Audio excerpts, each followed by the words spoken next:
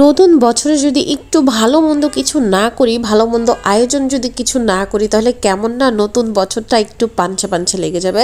তো যাই হোক, আজকে হচ্ছে আমার অফিস ছিল, তো অফিস শেষ করে বাসায় এসেছি। মোটামুটি আজকের প্ল্যান ছিল হচ্ছে বাইরে খাবো, বাইরে তো সবসময় খাই, বাট আজকে যে পরিমাণে বাইরে এত পরিমাণে বাতাস আর আমার এত পরিমাণে মাথা ব্যথা ছিল, দেন অফিস করে বাসায় এসে সুন্দর একটা ঘুম দিয়ে দিয়েছি। তারপরে এই যে হচ্ছে আমি চিকেন ফ্রাই করতেছি, যেহেতু আমরা চিকেন আইটেমটা বেশি পছন্দ করি, ফ্রাই যে কোনো আইটেম হোক ফ্রাই পছন্দ করি। আর একটু ভাবলাম যে তাহলে ঠিক আছে চিকেন এগ ভেজিটেবল রাইস করি, যেটা আমাদের বাসায় সবাই আর কি পছন্দ করে।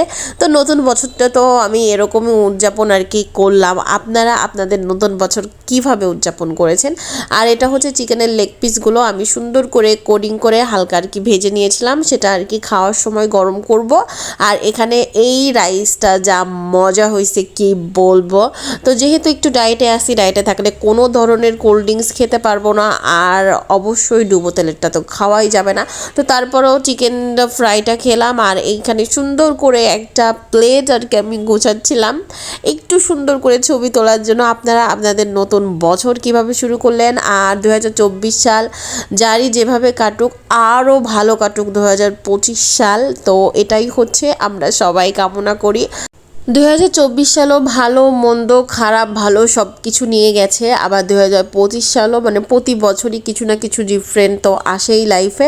আমি তো এই যে আমার কাঁচামরিচ ছাড়া, আমি যতই চাইনিজ খাই আমার কাঁচামরিচ ছাড়া খাওয়া কমপ্লিট হয় না। আপনাদের কার কার এরকম হয়?